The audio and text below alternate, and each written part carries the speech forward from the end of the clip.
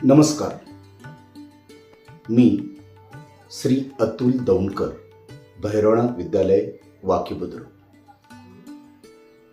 माझा आजच्या व्हिडिओचा विषय आहे सामान्य विज्ञान इयत्ता 7वी.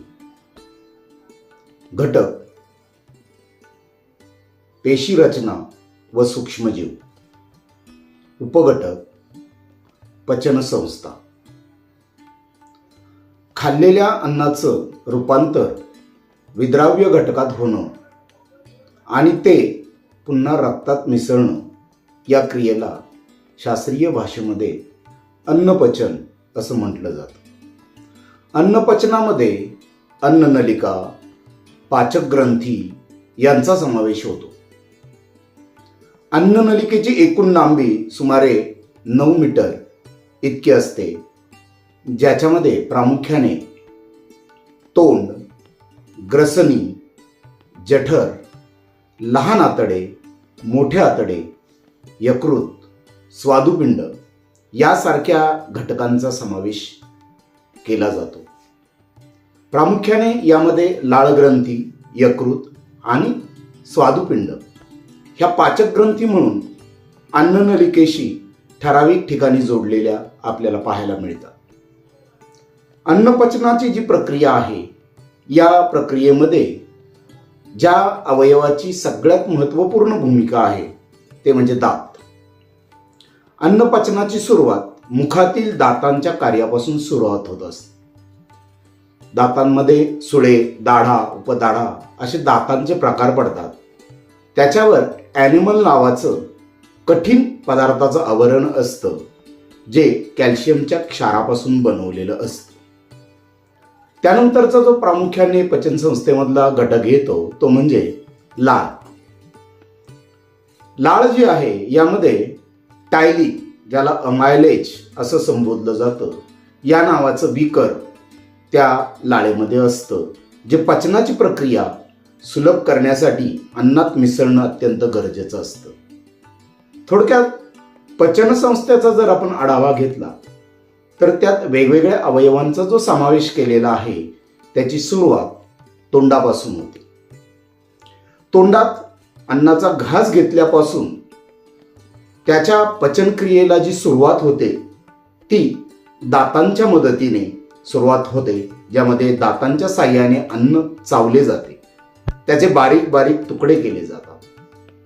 तदनंतर ह्या तुकड्यांमध्ये आपल्या कानशिलेच्या खालच्या बाजूला, घशाच्या जवळ, जिभेच्या खाली वेगवेगळ्या लाळग्रंथी असतात. ह्या लाळग्रंथी त्या ठिकाणी निर्माण होत असतात.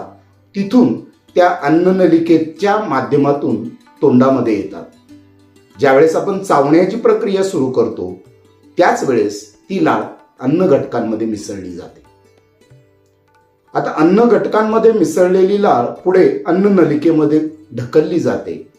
अन्ननलिकेचे आणि श्वासनलिकेचे जे तोंड आहे ते घशात ग्रसनीपाशी उघडते आणि ही नळी घशापासून अगदी जठरापर्यंत आपलं खाल्लेलं जे अन्न आहे ते पुढे ढकलण्याचं काम करत असते.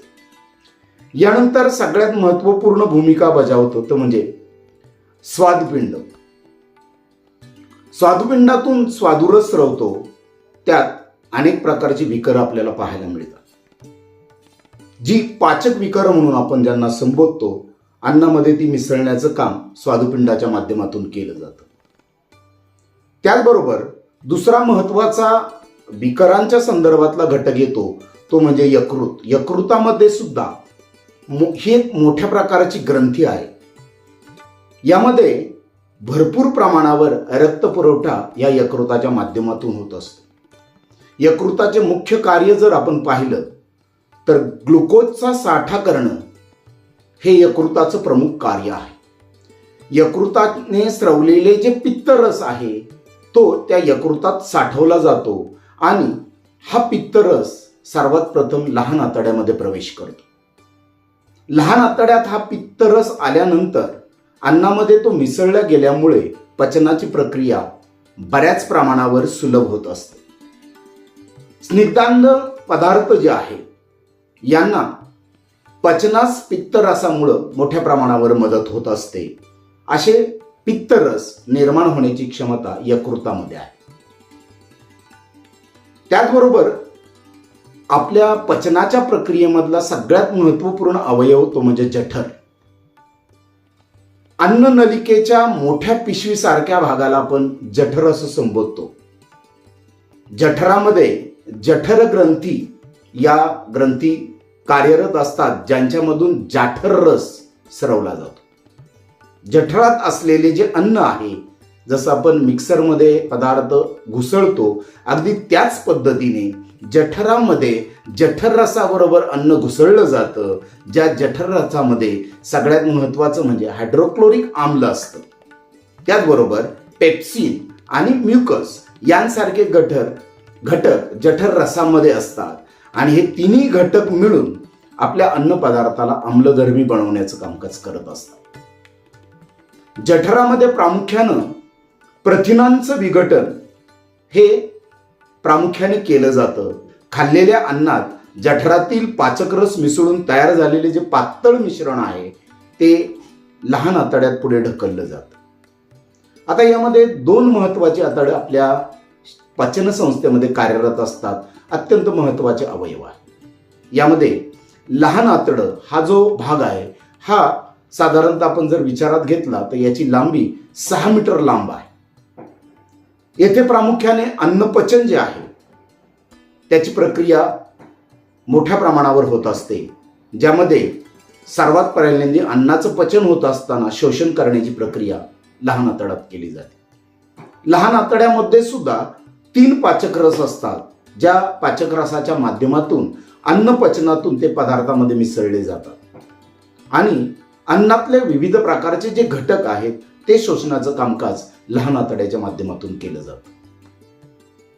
आता उरलं दुसरा जो प्रकार आहे आतड्यातला तो म्हणजे मोठे आतडं. मोठ्या आतड्यांची लांबी सुमारे 1.5 मीटर असते. येथे फक्त पाणी शोषण केलं जातं. मोठ्या आतड्याच्या सुरुवातीच्या भागामध्ये जर आपण डोकावून पाहिलं तर त्याचा एक छोटासा भाग त्याला जोडलेला असतो, ज्याला आपण अपेंडिक्स असं म्हणतो. लहान आतड्यात अन्नाचं पचन झाल्यानंतर न पचलेलं जे अन्न आहे ते अन्न याचा उर्वरित जो भाग आहे तो घन भाग जो मोठ्या आतड्यामध्ये ढकलला जातो आणि त्यानंतर पचनक्रियेच्या नंतर उरलेले जे पदार्थ आहेत ते पुढे गद्वाराच्या माध्यमातून शरीराच्या बाहेर टाकले जातात. आता ह्या सगळ्या प्रक्रियेमध्ये पचनाची प्रक्रिया अत्यंत सुलभपणे जर आपल्याला व्हावी असं वाटत असेल तर त्याच्यामध्ये अनेक प्रकारच्या ज्या ग्रंथी आहेत त्याचं श्राव्य आणि कार्य आपण समजावून घेणं अत्यंत गरजेचं आहे. ज्याच्यामध्ये जठर हा सगळ्यात महत्वाचा अवयव आहे, ज्याच्यामध्ये लाळ स्रवलेल्या पदार्थांतर्गत जठर भित्तिका तयार झालेल्या असतात आणि असा जठर भित्तिकेमध्ये जो जठर रस असतो त्यामध्ये हायड्रोक्लोरिक आम्ल, पेप्सिन आणि म्युकस ज्याला श्लेष्मल पदार्थ असं म्हणलं जातं. आता या जठर रसाचं प्रमुख कार्य काय आहे तर अन्नामध्ये आम्लयुक्त पदार्थ निर्माण करणे, अन्न आम्लयुक्त करणे, त्याचबरोबर प्रथिन जे आहे अन्नामधलं त्याचं विघटन घडवून आणणे, जठराच्या आतील अस्तराचं हायड्रोक्लोरिक आम्लाच्या माध्यमातून संरक्षण करणे, या प्रकारची जी भूमिका आहे ही भूमिका जठर रसाच्या माध्यमातून केली जाते. त्याचबरोबर यकृत ज्याच्या माध्यमातूून पित्तरस स्रवला जातो, जो पित्तरस अन्न आम्लारीयुक्त करण्यासाठी उपयुक्त असतो. मोठ्या मेदकणांचं लहान कणामध्ये रूपांतर केलं जातं, ज्याला पायसीकरण असं संबोधलं जातं. ही करण्याची भूमिका पित्तरसाची आहे. त्याचबरोबर तिसरा जो रस सांगितला होता ज्याला स्वादुरस असं म्हणलं होतं, जो स्वादुपिंडामध्ये निर्माण होतो. याचं कार्य म्हणजे प्रथिनांचं रूपांतर अॅमिनो आम्लामध्ये करणं, मेदांचं रूपांतर मेदाम्लामध्ये करणं आणि ग्लिसेरॉलमध्ये त्याचं रूपांतर करणं, पिष्टमय पदार्थांचं रूपांतर शर्करेमध्ये करणं यांसारखं काम स्वादुरसाच्या माध्यमातून केलं जातं. अर्थात या सगळ्या रसांच्या माध्यमातून ज्यावेळेस अन्न पुढं ढकललं जातं, म्हणजे ज्या ठिकाणी अत्यंत महत्वाची भूमिका पचनाच्या संदर्भात केली जाते ते म्हणजे लहान आतडं, ज्याच्यामध्ये आंत्ररस असतो. हा आंत्ररस प्रथिनांचं, अन्नपदार्थातील प्रथिनांचं अॅमिनो आम्लामध्ये रूपांतर करत असतात आणि त्याचबरोबर पिष्टमय पदार्थांचं ग्लुकोजमध्ये रूपांतर करण्याचं कामकाज लहान आतड्याच्या माध्यमात जो आंत्ररस असतो त्याच्या साह्याने केलं जातं. त्याचबरोबर मेदाचे मेदाम्लामध्ये आणि ग्लिसरॉलमध्ये रूपांतर करण्यासाठी सुद्धा आंत्ररस आपल्याला उपयुक्त ठरत असतो. एकंदरीत जर आपण संपूर्ण या घटकाचा विचार केला तर अन्नपचनामध्ये जे वेगवेगळ्या प्रकारचे अवयव आहेत, ज्याच्यामध्ये आपण तोंडापासून जी सुरुवात केली होती, तोंड, लाळ ग्रंथी, ग्रसनी, स्वादुपिंड, यकृत, जठर, लहान आतडे, मोठे आतडे आणि गद्वार या अवयवांच्या माध्यमातून पचनाची प्रक्रिया केली जाते. पचन संस्था ही शरीरातली सगळ्यात महत्वाची संस्था आहे, ज्याच्या माध्यमातून आपल्या शरीराला अन्न प्राप्ती झाल्यानंतर ऊर्जा निर्माण करण्याची ताकद असते. अन्न पचन होण्याच्या प्रक्रियेमध्ये या संपूर्ण अवयवांचा समावेश केला जातो. अशा पद्धतीने आज आपण पचन संस्था या मुद्द्यांतर्गत माहिती पाहिलेली आहे, ज्याच्यामध्ये अन्नाचं पचन कसं होतं आणि त्यामध्ये कोणकोणत्या प्रकारचे अवयव कोणत्या प्रकारचं कार्य करतात या मुद्द्याची आपण थोडक्यात माहिती पाहिलेली आहे. धन्यवाद.